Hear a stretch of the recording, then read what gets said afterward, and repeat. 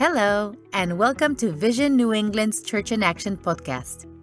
Here we talk with New England leaders about critical issues that impact how Christians engage in our culture to accelerate evangelism.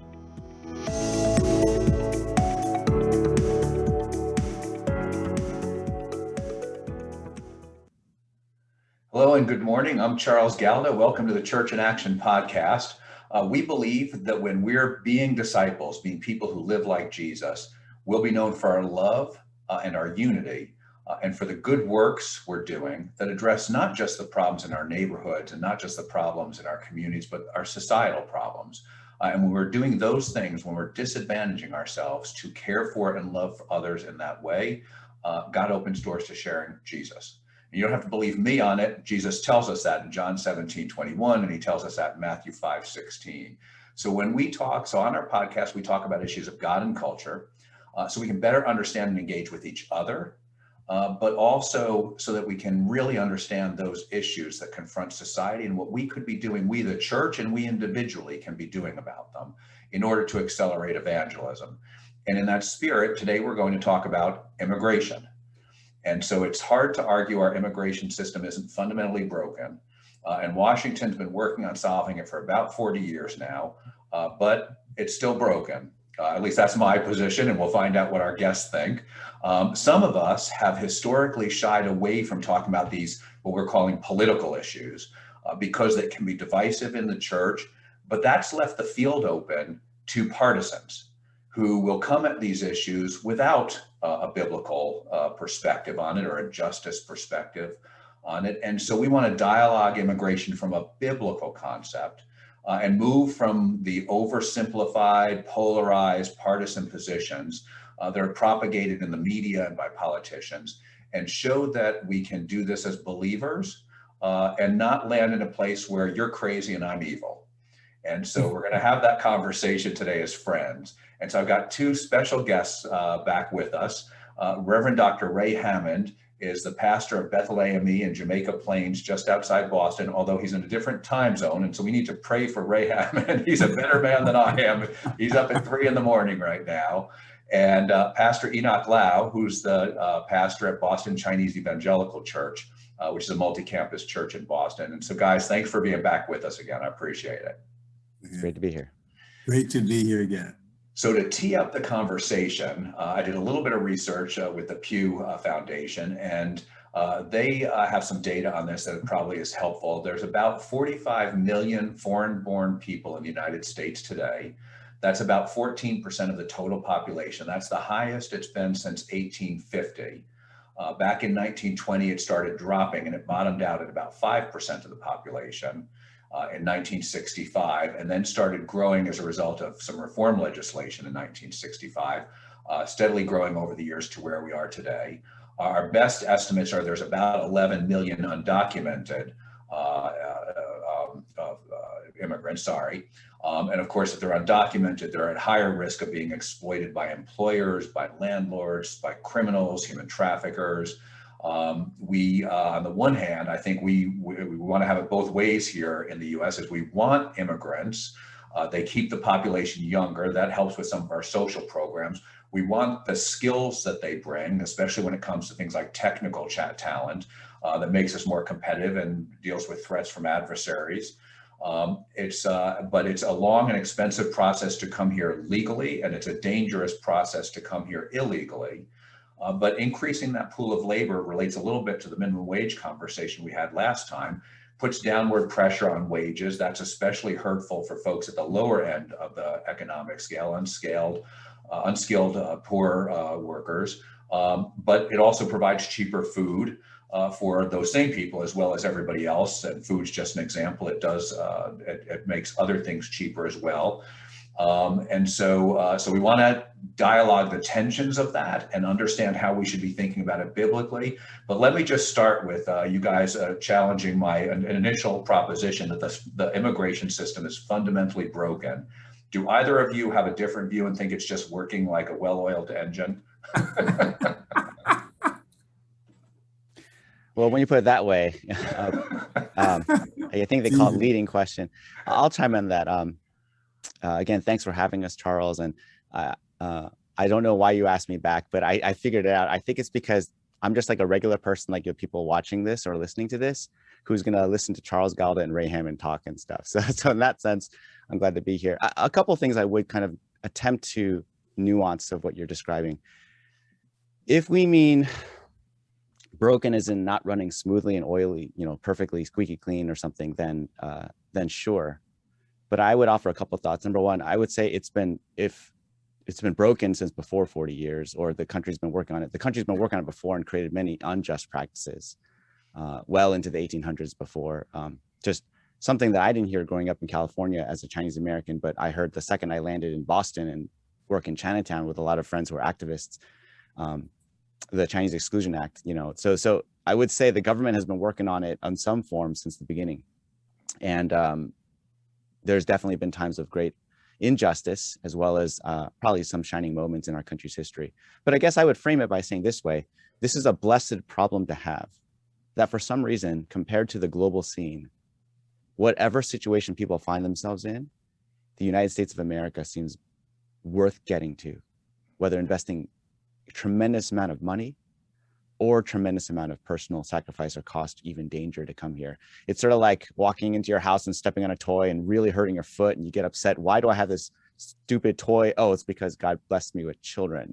Or complaining about my house roof leaking because God has given me a home and a roof over my head. So I guess when I talk to people that way and try to frame it that way, by God's grace, for some reason, well, we know why, because there's so many difficult places in the world, we get very upset, and very understandably so, when the events of the Capitol, riots in January 6th and things. But that is how some countries exist all the time.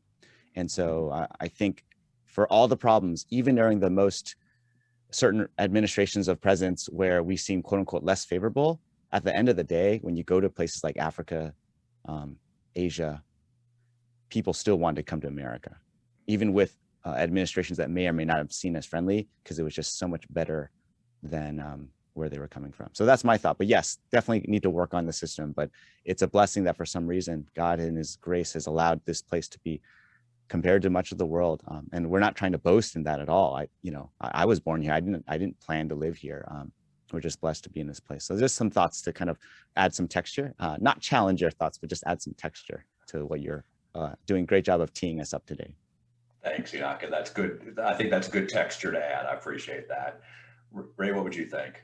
Yeah, I would agree with Enoch. And as I say, this has been, I think, part of the nation's challenge throughout its history, being largely, not exclusively, but largely a nation of immigrants. And often the pattern has been that as one group, has immigrated, they've faced opposition. During the period when there were huge amounts of European immigration, you can certainly see that in anti-Irish, anti-German sentiment. The interesting thing is when people are less identifiable by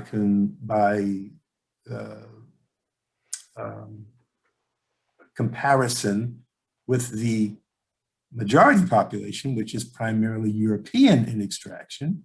So if Germans stop speaking German, if French people stop speaking French, whatever, so on. There seems to be a pathway for them to be considered Americans in a way that has been extremely difficult throughout our history for Black, Asian, identifiably different groups. And so that whole dynamic, I think, is something we as a nation have to continue to wrestle with. The other element that I still don't see a lot of attention to is, yes, there are clearly drivers. People are leaving because of poverty and the desire for greater opportunity. But I don't see as much concern about illegal employers who also benefit, and what the nation's ire should be there, because people would not come where there are not jobs. So lots of concern about the illegal immigration. I don't see, and I could be wrong about this, as much concern about the illegal employment that drives that. And we all know that that gets down to jobs, frankly, that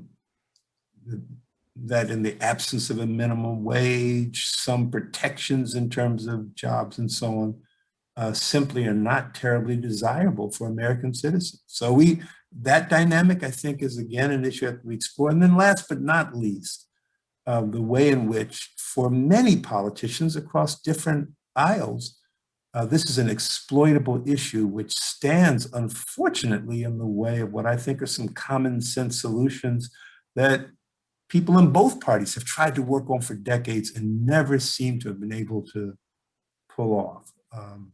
And yes, there are thorny issues, but there are also political advantages for various parties in keeping this immigrant issue very much alive.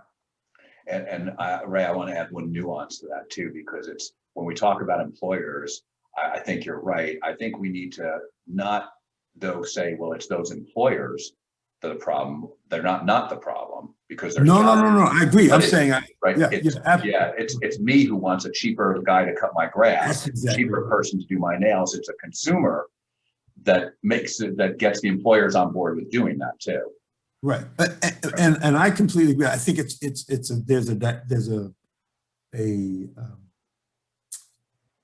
what do you call it? A sort of interlocking dynamic in the sense that, yes, you're absolutely right. The consumer wants cheaper prices, and employers want a higher margin, right? And wages are a very big part of the equation here. So absolutely, I'd agree. Consumers have to, bear part of the onus here. Employers have to bear part of the onus here. It seems that so much of our conversation simply falls on the, quote, illegal aliens. And now I will pick at one thing you said, though, is that you said most of us are immigrants here. I would say all of us are immigrants here. Well, right? I'm thinking Native Americans. How recent, right? That's right. So I think Native Americans, call them as an indigenous people, have got a few thousand years advantage on the rest of us. But your point is, you're absolutely right. Yeah. So let me start and try and maybe establish a foundational thing. If we think about nations, because the borders are the big things, so is there a biblical basis for us to say, hey, look, there is a nation here, and a nation has a right to control its borders? Now we'll set aside for a minute how we control our borders, but are those two things practical and biblical? Well, I certainly would argue, again, the translation of the word as, nations, the Old Testament, New Testament is always interesting, right? Of course, and to what extent is this a reference to peoples as opposed to sovereign entities or nation states as we think of them today? But I certainly think there's enough there in the scriptures to suggest that they fully recognize the need, if you will, for sovereign states that have to exercise certain kinds of authorities and control. And as you say, the Bible's clear about how that ought to be done with justice and mercy and so on. But I don't see anything there that says things akin to what we would call nation states are in some sense anti-biblical or against the will of God. Yeah, because we do see actual nations. I think your point is well taken on the peoples versus nations. We do see God dealing with nations. So it seems that there's a implied, ordaining by God of the concept of nations, and he'll deal with us that way. And so is that fair? Yeah. Enoch, are you good with that too? I think for the most part, some interesting work in the Hebrew word that is often translated. Well, some work has been done about like how two Hebrew words speak of sojourner versus citizen. And if you read, certain Jewish people were citizens in places because they'd been invited in, such as Joseph in Egypt, Abraham in Canaan, and so forth. But then in other contexts, that same person would be seen as a sojourner. So I think the challenge is probably before, for the most part, what we see as kingdoms in the Old Testament, they're probably, as I understand it, city states, really. They're not like massive geopolitical entities like us today. And also they were probably, for the most part, a clear ethnic dominant majority in that group. There would have been slaves, women or children or people, servants from other peoples that surely intermarried, because these groups, as I understand, would plunder each other. And that's just how there'd be a constant tension because of that. So I guess there is a definite dimension of you can protect your borders, but how those borders are established, who gets established, because that to say that state is the sovereign state appointed by God, well, that state usurped a previous geopolitical boundary right before there. So I guess I think as a practical thing and a biblical thing, sure, definitely the nations or the peoples, definitely. But I think it doesn't have to rely on a strict biblical technical definition of states and borders to recognize that whether in a family or in a cultural unit, ethnic group, or a large area, there is a healthy order in order to promote justice and safety and the common good, which again was not kind of an ancient notion, or the ancients would have said common good, but by common good they meant a certain group of people or gender, right? But so I don't think we have to go too far. I mean, Jesus did say render unto Caesar. So I do think, and Holy Roman Empire is clearly a massive geopolitical entity that was brutal. I think the other thing to remember is so Babylon conquering Israel, yet Daniel's work as one of the highest advisors furthered the work of that pagan, oppressive, brutal civilization. And I don't mean that I'm not judging them. I just think people, when we say be a Daniel, a lot of times in church, look at Daniel. He didn't eat the food that he wasn't supposed to. Yeah, but he contributed significantly probably to the perpetuation or expansion of the brutal empire that conquered him. So he submitted, and there was a degree in that. Esther, I mean, a lot of these Old Testament heroes. So I don't think we have to go too far to say there are some people who are called to upset the nations and honestly challenge those boundaries. For the most part, because that often causes bloodshed and violence and war, I think for the most part, the general premise is probably there biblically in its true witness of we should honor those boundaries and borders unless prevailing issues of justice or the leading of God really call us to. It's no small thing to, as we see in countries today, even to make what an attempt to be a peaceful protest. Any potential peaceful protest can sadly turn violent. And so not necessarily to the fault of the protesters necessarily, but just due to the nature of the incendiary political scene of our world. So yeah, long, boring thing. Yes, I think in general agree. Whether our Old Testament scholars at our seminaries would like our say, they'd probably cringe a little bit, but I think we're okay, I hope. We've got three in favor, so by definition, that's Trinitarian. Yeah, and but I had one other thing that's interesting. I wrestle with the notion that nation states may be necessary, absolutely. Mm-hmm. The degree to which that is a reflection of the fallenness of the human condition, not unlike the issue of kings for Israel, right? Israel wants a king like everybody else. God says, here's all the downsides of it. Here are the challenges. And so I'm always, I certainly don't know the context in which you're saying it.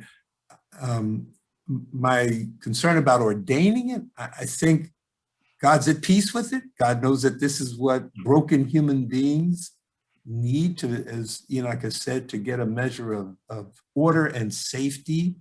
But I'm just not sure how comfortable God is with it any more though than God was with the king for Israel. That's right. And that comes up as we'll talk about maybe when we get into the whole issue of national exceptionalism and the whole 9 years. So I love that. Can I Charles is letting us actually talk Bible on some really nuanced, complex, arguably obscure in some of, but because so then you get to Revelation and you get to prophecies about the future where the apostles and the people of God are called to administer in the administration of God in the new heavens and new earth. So obviously some administration is there, but whether any human sort of structured thing like a king, yeah, I totally with you. It's both and. So this is awesome. Again, I don't know if anyone's interested in this, but I'm having a great time talking. I like this stuff. We may be catering to an audience of 3, but it's still okay. My wife said she watched it last time. She can't today, but she has a meeting. But and it's a good point. When we get to Revelation, we end with one kingdom, right? Now, whether there's provinces or anything like that, there's one kingdom, there's one king, right? And if we go before the fall, there's no concept of nation. Right. And so it may be, Ray, to your point of an accommodation to the sin that we've inflicted on the world. And so, okay, so let's move on from that. And so let's deal with purely legal immigration first, because it's just to try and keep it simple and be able to have the dialogue. And so what is our theological framework for how we should think about immigration? Is it biblically tenable to close the borders and say nobody comes in? Is it biblically, I think it's practically untenable to say anybody who wants to can come in? How do we think about the tension there, and what biblical principles might guide us?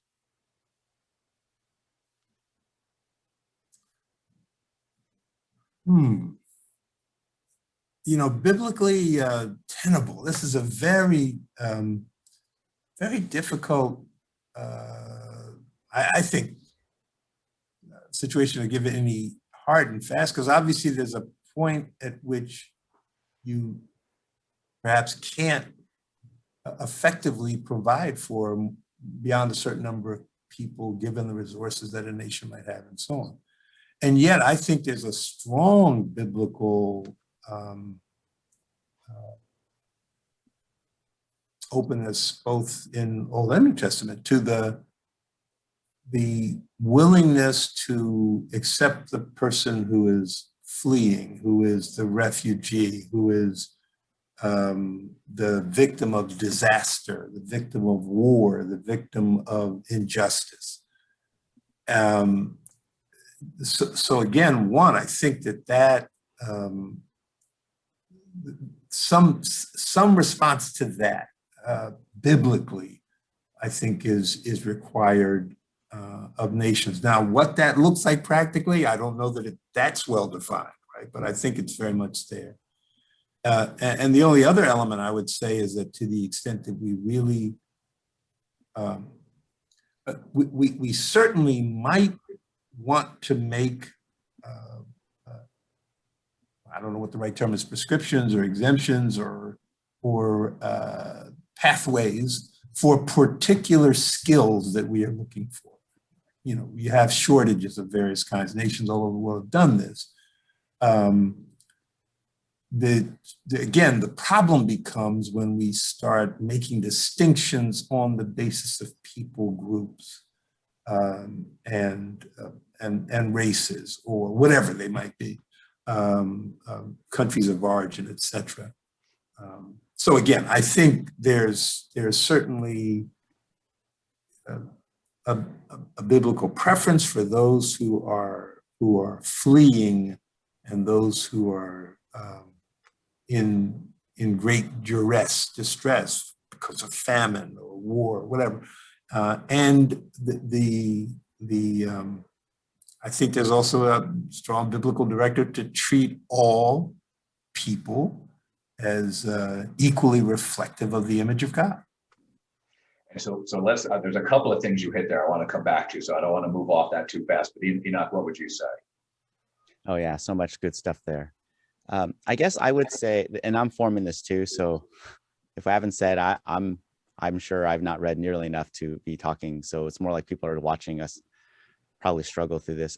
Here's what I would say. I'd say a couple of strands of biblical themes. The question itself about immigration policy is probably a hard thing to put in there, sort of like, oh, I don't know, genetic engineering or dating, things that are really relevant, but hard to draw a biblical command because of the nature of the culture back then.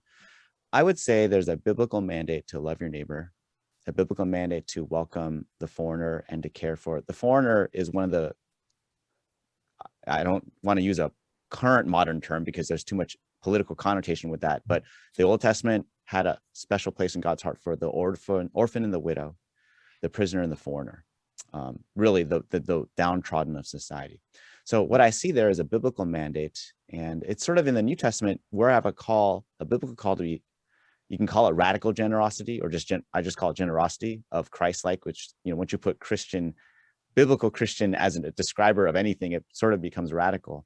I think there's a biblical mandate towards those directions, but I think there's a practical and merciful base of limitation. Let me unpack each of those. Again, it sounds like I'm thought this through, but so practically, because as Ray said, there's only so much you can do in terms of any sort of good. Like, you can impoverish yourself, but then you wouldn't be able to take care of things. So, but I think a practical piece is, again, this is not a fair analogy, but there seems to be some principle of a biblical responsibility to take care of those that are in your direct responsibility.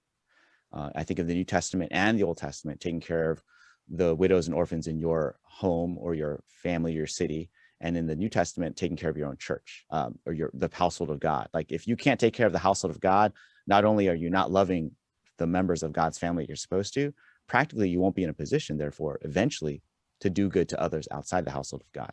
So it's not this enlightened self-interest. It really is the reason why we care for I care for my family, my wife and my kids, hopefully, is so that God will strengthen our position so that we could bless others as a family. But if I am not taking care of my family and being more generous with my time as a person, pastor, husband, or father to someone else, I won't be in a position to help anyone because my family will be in such great need that I basically rendered myself not in the position. So I think, it's probably not fair to analogize that to something as complex as a country or a country in today's things. But I think there is that possibility. I think the other thing that limits it is mercy.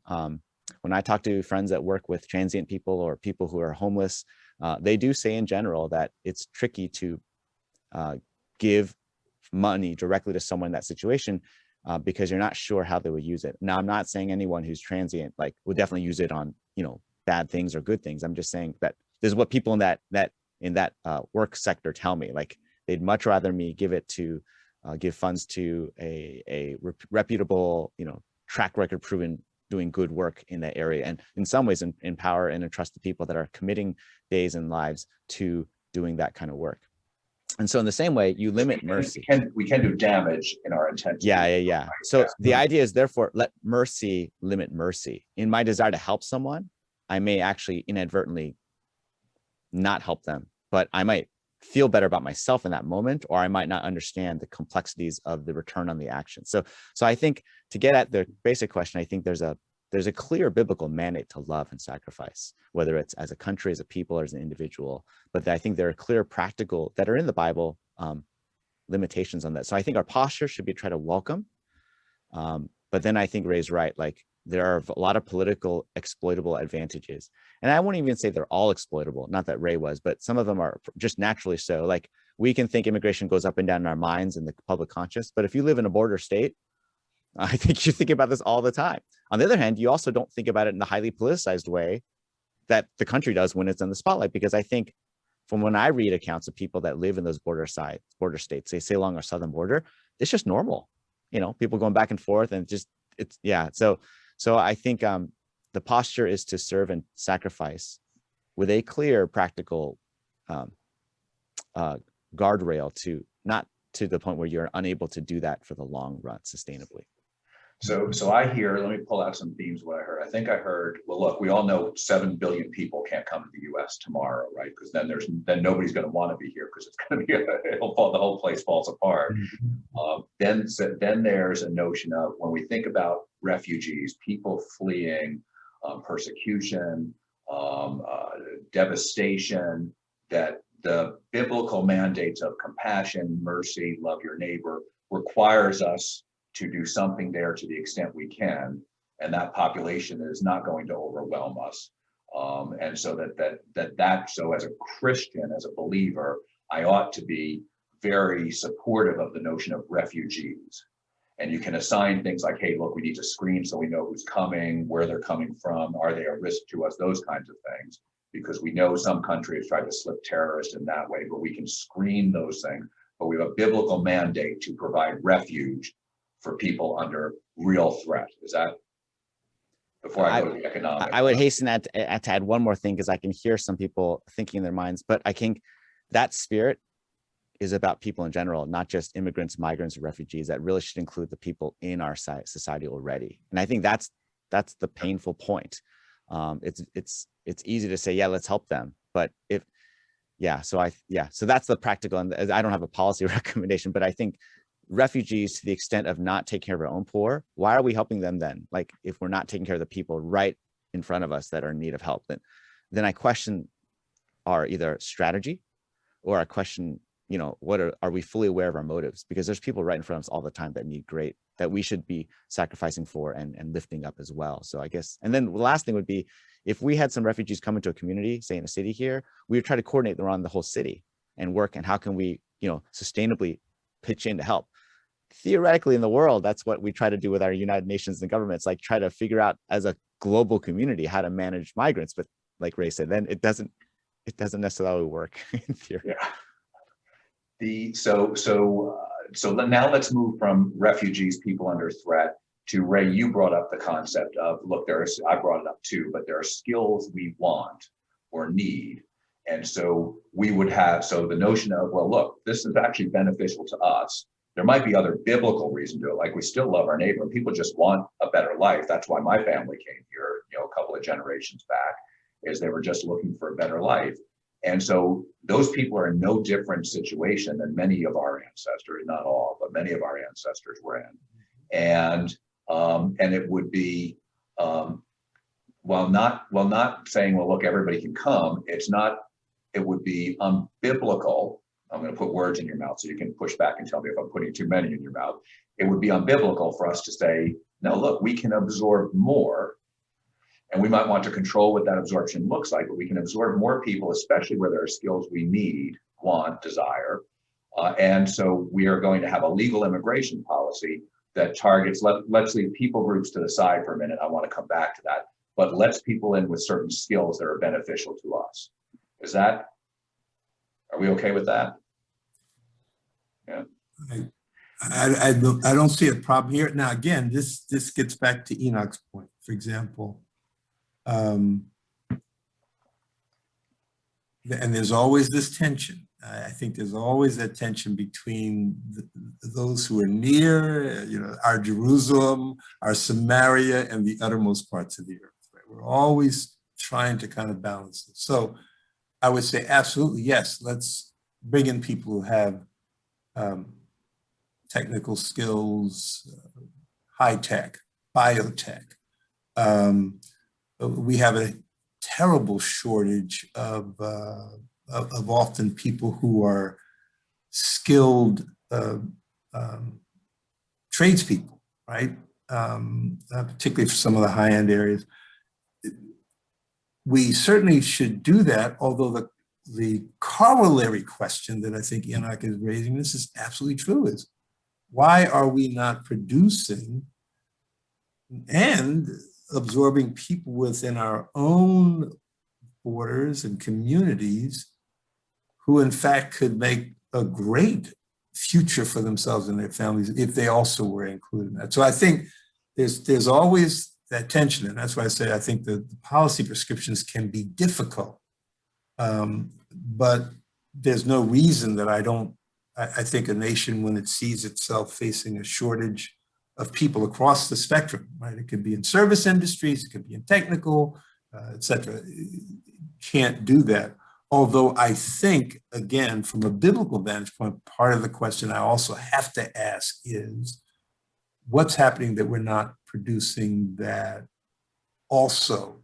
Why have we come to this shortage? And is there a justice issue that needs to be addressed there as well? Yeah, I think that's super right on point. I think in an ideal world, which I think we should strive for in this sense, if we could, by God's grace, not because we're superior or better, but lift up those who are down, we'd be as a country better equipped to serve the needs of the world.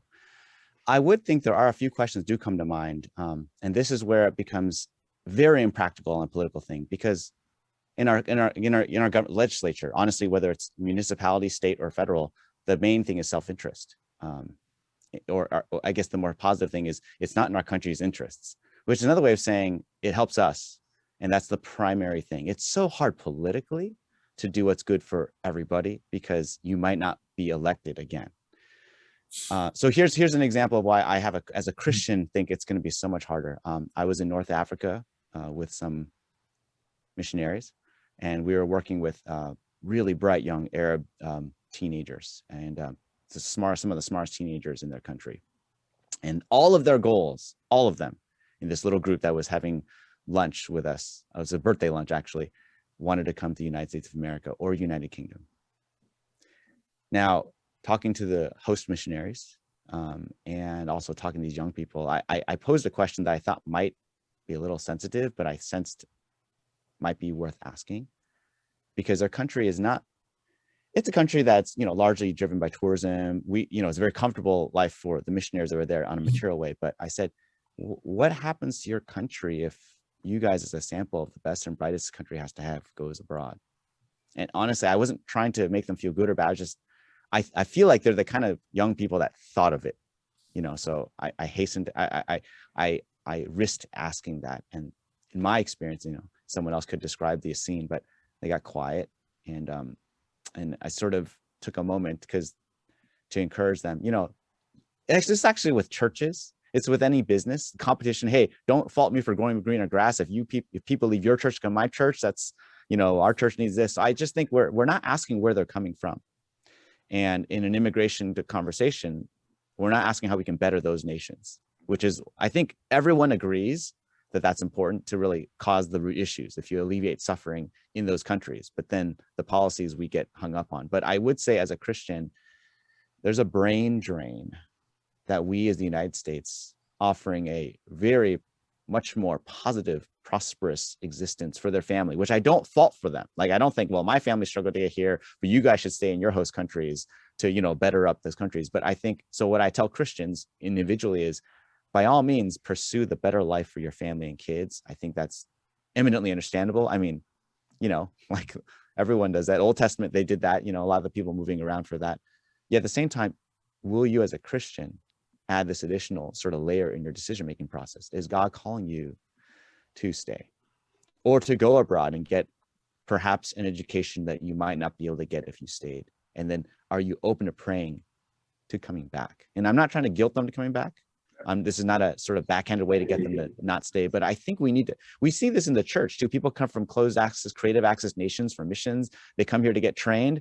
And it breaks my heart that, if God calls them to stay, that's fine, but then they stay. And I'm like, I thought you came to this country to get a theological education, to go pastor churches in your host country, in your home country. And again, I don't know who God's calling to stay or go. And I am not putting myself better, because I'm sure that if I came here and my kids were in American schools for a few years, man, that'd be kind of not, considering some of the places they're coming from. And again, I'm not trying to put those places down, but I think there are places that seem to be harder for Christians to live. So I think that would be the consideration. But to actually mount a political conversation about that, apart from a gospel motivation, seems really unlikely, because it's all about, like Ray said, if we need this sector to be more workers, and hey, those people, when they come, they'll be better off because opportunity and supply and demand, that works out.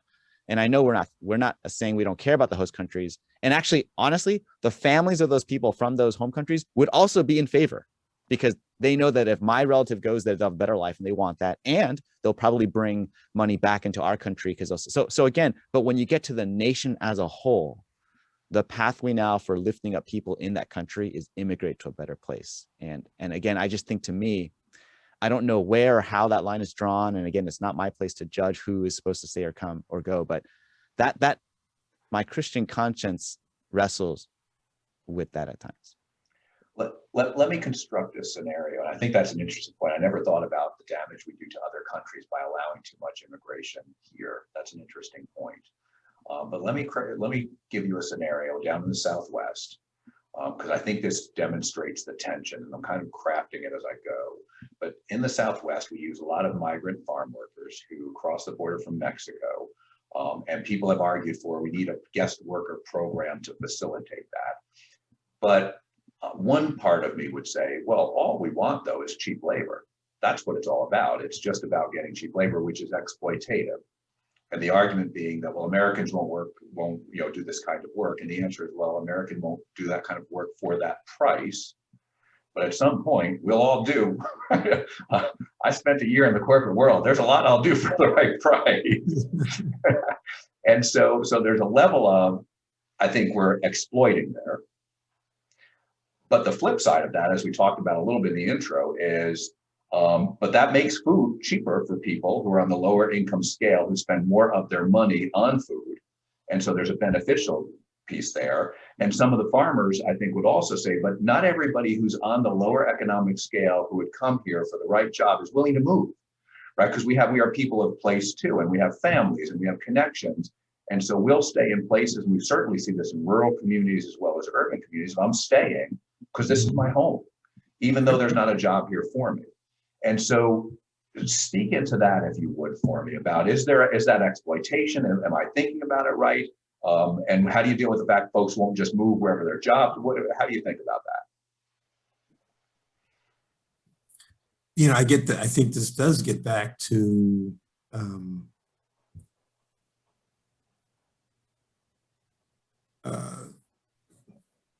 another idea that I think our nation has to wrestle with, and that we go back and forth around. I do not think markets solve all problems. They simply don't. In fact, I think markets create massive problems. And that's not because markets are inherently evil. It's because markets are run by human beings who are broken. And so how do we work through that? This is part of the discussion we were in our last time around. Well, what constitutes a living wage? What constitutes some measure of fair recompense for people's time? Given, as we said, that they've also got obligations of community and family and so on. And how do we recognize that in the decisions that we make around what represents fair recompense, or do we just allow the race to the bottom? And when you're bringing people into the equation for whom $3.25 an hour looks great because it's 50 cents at home, or 75 cents at home, or $1.25 at home, how does that work? There's no question, again, I think there's good evidence that the use of immigrant labor, even legal immigrant labor in many cases, has often depressed wages for people who are their second and third generation. The problem is, you look at other studies which show that over the long haul, actually, the picture gets more complicated. And this is why, again, as I said, I think employers have to be an integral part of this conversation, and consumers. You're exactly right. What are we willing to pay, right? What are we perhaps willing to forego in terms of our own lifestyles, so that other people, both within our country and perhaps admitted as part of a guest worker program, are not exploited, are not taken advantage of? And we talk about this all the time when the issue comes up. This has been a running issue in our country. Child labor, going back, 100 years ago. We decided that's just untenable. That's not what children should be doing. And we've come forward with that in our discussions around what constitutes safe working conditions. Going back to the turn of the 20th century, right? And a 5-day work week, even. Right? Absolutely. Right. In fact, I'll never forget, I had an elderly friend who said, gee, I can't believe you guys, he lived long enough to say, I remember when there was no such concept as a weekend. There was work, and then there was Sunday. That was it, right? I mean, that was, so again, what does mercy look like? What does justice look like? Particularly as we learn better how to use the world's resources and to make those available to everybody. These are not easy questions, but I think they're the questions we have to keep wrestling with if we're going to be true to our call to be God's people as well as citizens of a nation state. Yeah, that was great. And let me add to that. I think exploitive is both an objective and subjective component, I would say. Not necessarily in our legal system. Not super familiar with that, but I think, like Ray said, I've been in places where there's no tip, or even in the United States, because they come from a certain country and cultural, and you almost feel like you're stealing by not tipping. You feel really bad. And sometimes it's cultural, sometimes it's economic, because maybe they build it into the prices or whatever the case may be. But we also do that in the United States. We are seen to be okay that buying a house in Boston is different than buying a house in another state that might be less costly. So there is room right now. We don't think that's exploitive. We don't demand that we pay people the same in, say, a state like in California from, say, a state in Montana, say a state in in like Virginia. So I think we kind of already know that cost of living seems to be it's not the only thing, but people don't get upset about it, right? Because a dollar can go a long way in different places. People go to Southeast Asia and they'll go like, I can't believe I can get a whole bowl of soup noodles for like change here. So does that mean we go there and we say we're exploiting them and then we should just pay them the wage we would pay here? Well, actually, that's projecting our standards on other people. I think one of the traumatizing things of the pandemic is our medical staff in this country have had to do something that I think people only do in war-torn times or really challenging places. We are training our physicians, and I know I'm talking with some of that the quality of care is very high. And so, but to do missionary doctor work or other places, not to say that missions doctor work is not high quality care, but there's some places where you only get supplies once a long period of time. And this is just how it is here. And you don't get we talk about PPE, how you want to have a fresh set for every person, and anything less than that is less, less quality of care. But there are just places around the world where it's like that. So I think from a standpoint of exploitive, I think, are we reveling in that we get cheap labor here? And how can we keep this going as long as possible? Or do we pay like Ray said, the market forces at play, pay that. But if you like that, whether it's an ice cream cone you're eating, a garment you're wearing, at some point, forces can make it cheaper because it'll be produced more, or forces will make it more expensive because it'll do better. So, the classic thing is, I love this restaurant. I don't want anyone to come here because I like to come to this restaurant. It's my restaurant. But you realize if no one comes here, this won't be a restaurant around anymore for me to eat. But if people come here, it's going to raise the prices because, that's just nature of it, and you want them to do well. So I think, like we've said, exploitive is very triggering.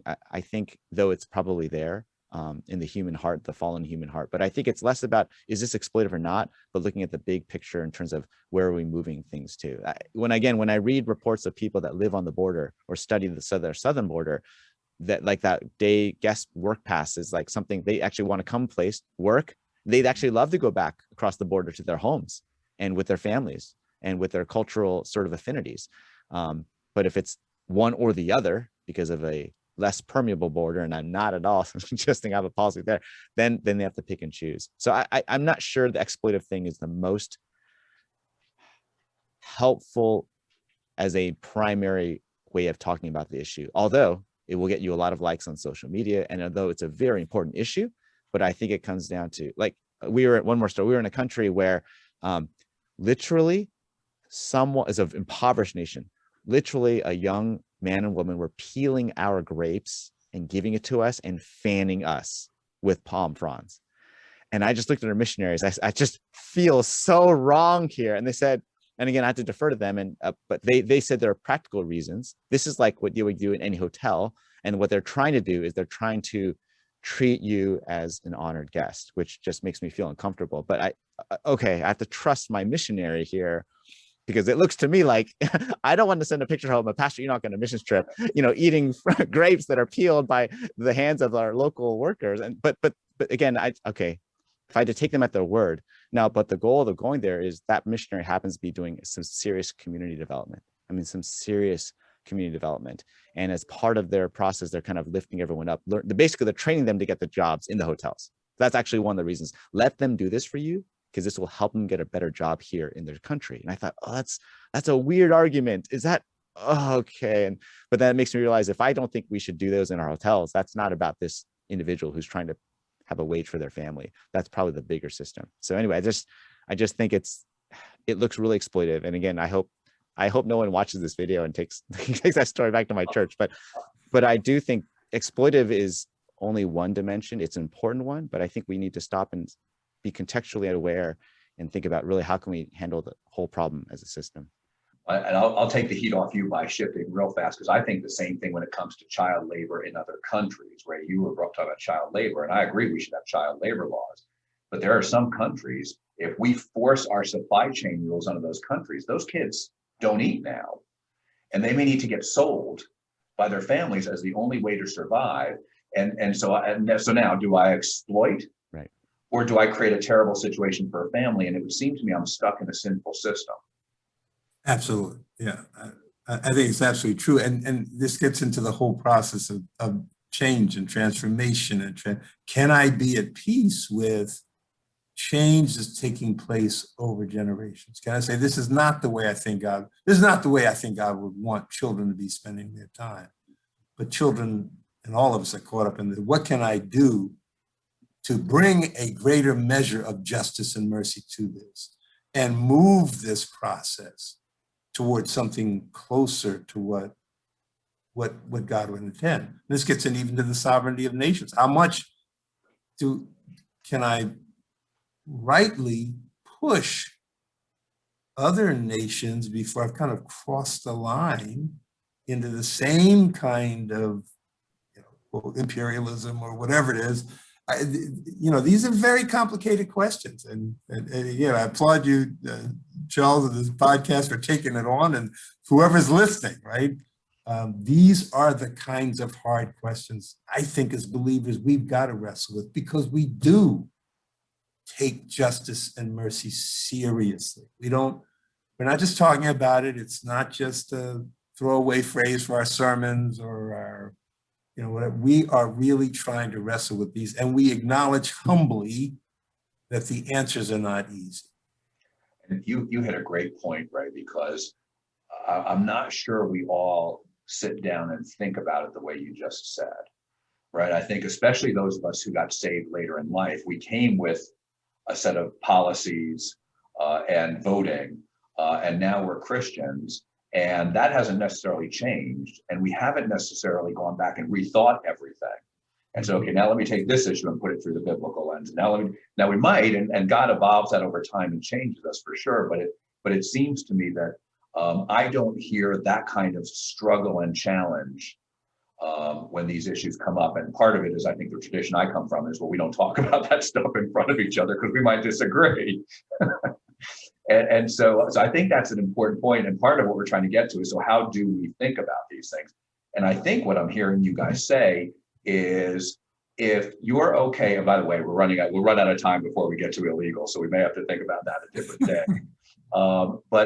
But I think I'm hearing you say, if I were to arrive at a position, I've struggled through these things, and I arrive at a position that says, look, it is exploitative of us to be bringing workers in from Mexico to pick our food, so that we can have cheap food and we can have better landscape lawns, and from other countries, obviously, but I was thinking about the Southwest originally. And that is exploitative, and I'm against that. And therefore, I want the border to be much more controlled or closed. I hate to go there because that's a provocative partisan issue too. But are you okay if I land in that position thinking about it that way? And then I'm going to go the other side too. So I guess for me, the question then becomes, is that the prelude to your saying, and we're going to make conditions here so difficult for people who live here that they will be forced to take those jobs at the same lower wages, which were a step up for the workers who were coming perhaps from other countries, is unsustainable over the long haul for those who are here.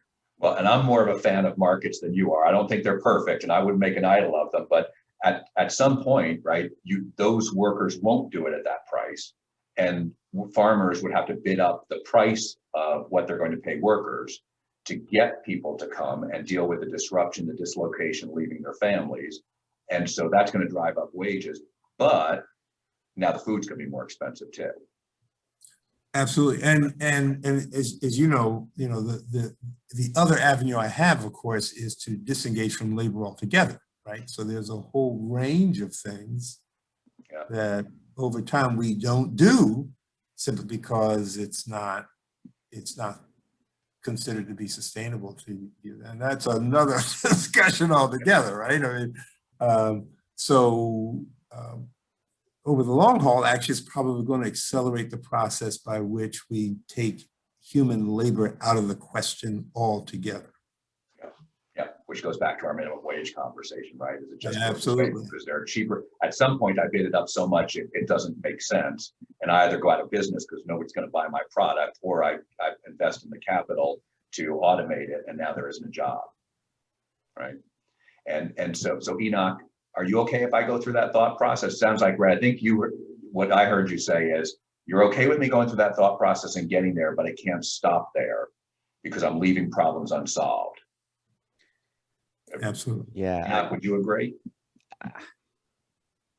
It's one of those things where everything you said, I don't necessarily have a strong disagreement with, but like you said, there's a lot more. I think it gets down to calling. So if you ask me if someone told me that, I probably would ask them, what is their part to play? For example, in an employment issue, someone's part is to train workers, give them the skills so they can get a job, even if those jobs won't exist in 15 years because of, say, automation or outsourcing. But that doesn't mean that work is not worthwhile. Now it comes down to a calling thing, whether it's a calling of an individual, a family, or a group of friends, or a church even, which is why I think ultimately this has to be a custodian by the church, the local churches really, who keep the memory of what is our long-term vision here. So if someone like a college student came to me and said how I feel about that, my goal is just to try to, if I could, by the grace of God, enlarge their thinking or give them more perspectives, I feel like I would have done their part. And I think they need to be okay. Look, you want to go and change the industry and policies so that these jobs are safer. You over here, on the other hand, want to give them the skills to do those jobs that some of you think are too dangerous, for humans to do long term, whether it's child labor or kind of things that are just very risky work now. I think both are valid callings in the kingdom of God, and I wouldn't put one above the other. I would say one's definitely more shorter term, near term, one's definitely more longer term, but I think they're both, I think God can and does seem to ordain both of those kinds of thinking. So if someone says, this is my calling to do this, my engagement for this season, I'd probably feel better. But if they said something, if that went to, therefore all Christians should do this, then I would say, I don't know if we're approaching the problem, because God has called all his people to address different pieces of the problem. Someone's going to just do the skill training. Someone is going to help do the placement. Someone's going to do it at the policy level. Someone's going to do actually changing the industry. Someone's going to go work on their host country, their home countries, to improve this. I think those all have to be part of the system and the solution.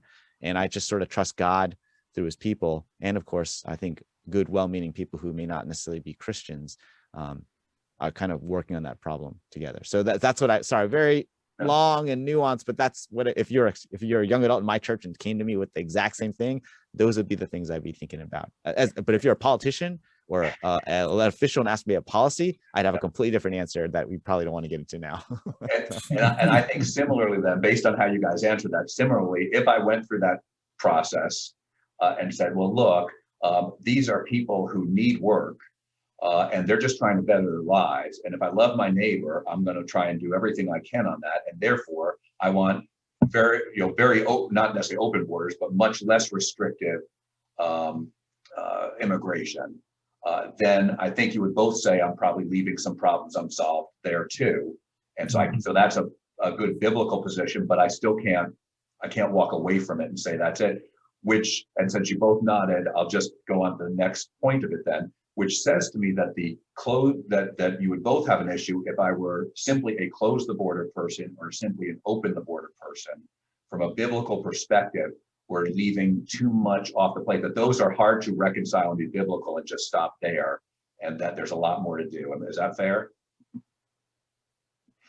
I say, yeah, absolutely. Yeah. This gets, I think, to a lot of issues. I pray that as believers engage in these issues, we bring a lot more information and less emotional reaction, and that we bring a lot more humility to the discussion, and a recognition of just how difficult they are, the multiple things that are in tension here. And this is often what I find challenging. I would love for believers' participation in these discussions on either side to be more loving, more humble than they are. They seem to be often as contentious, cantankerous, vituperative as the world, and that's really distressing for me. So again, and for all the reasons that you've said, I got saved. I already had a set position. I had a community. I had an ideology, whatever.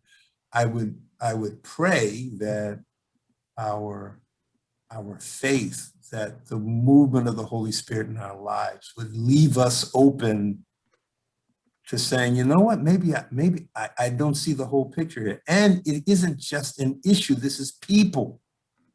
And so because it's people, I've got to be concerned and care in the same way that I know God does. Great point. Enoch, closing comment? A closing comment I'd say is, because this is a Christian conversation, which includes the ethics and the morality and a sense of how God views justice and mercy. But I also think the movement of peoples has been used by God both biblically and throughout the rest of human history as a big part of sharing the message of Jesus. It's a fantastic opportunity to show love and to really share the gospel. Again, I'm trying to think of people that are watching this. Someone could be thinking, oh, these are just a bunch of social justice people, which if anyone knows me or my church, no one would accuse me of being a social justice person. I'm just trying to wrestle with, as you guys have both said, complex issues. And so yeah, I do think this is a huge issue. And I agree that, I mean, not to get super timely and contentious, but the idea of making statements, I'm going to get in trouble here. I don't want to get you in trouble, but like making statements or not making statements, really, if you don't tweet something, you are silent on the issue. I guess I would love to have this notion that there's more ways to speak out or into something than on social media or even writing a letter of a position, although those are valid and important ways to do it. And so I think, yeah, I think we just need to think of the long-term gospel implications, both for justice, but also for sharing the message of Jesus, which I know you both, have a heart for as well. But I guess I probably want to say that like my church, my Chinese Heritage Church, a lot of our evangelistic opportunities God seems to use is people that have come from another place and are trying to find a sense of belonging in a new and foreign and strange place.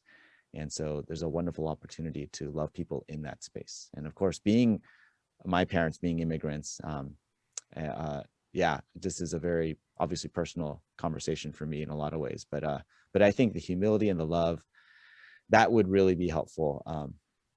I think the other thing I would say is, one more thing is, like, I don't think people actually have friends with people that are of different viewpoints about a lot of things. It doesn't sound like that. Once we say, oh, those crazy people, now they may objectively be crazy, but my sense is, unless you're talking about your family member, because then you can say that, but once we relegate a whole branch of humanity as crazy people, which again, I'm going to get in trouble for saying this because I know people say this, how can you not think they're crazy? How can they be anything but crazy if they hold that position? I guess I would say, if you think that, I think I get where you're coming from, but my guess is they probably think, whether rightly or wrongly, I think they have good reasons for their positions. And I just wish we would have more dialogue and pressing and leaning into listening to each other's positions in the Christian love and humility that Ray talked about. Yeah, I agree with that completely. Ray, last word.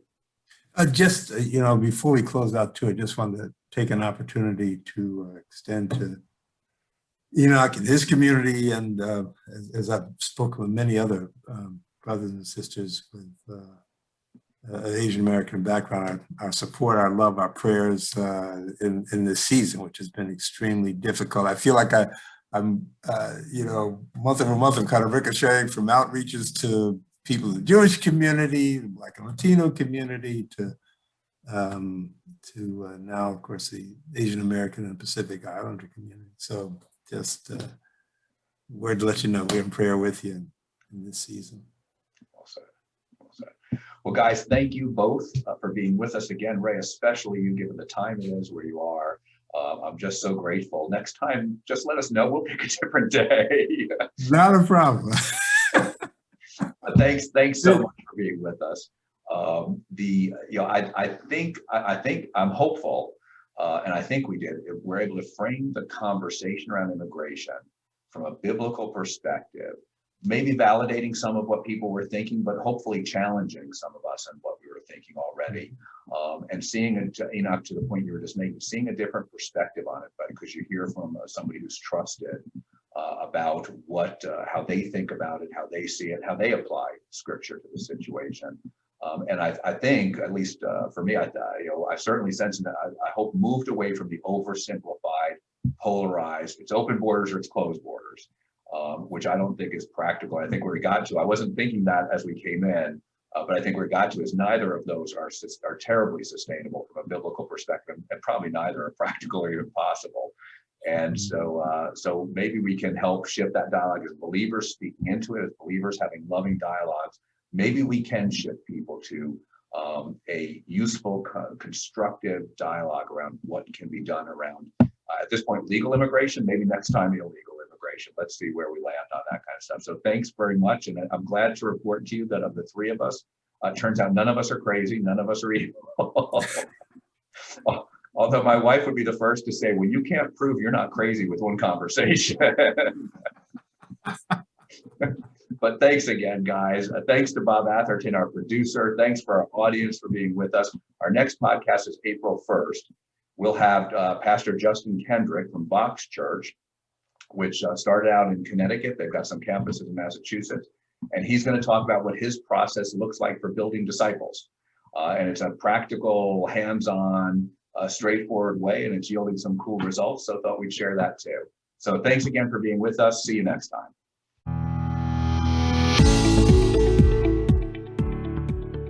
Thank you for joining the podcast today. If you'd like to learn more about Vision New England and what God is doing in our region, check out our website at visionnewengland.org. We hope you'll join us next time for the Church in Action podcast.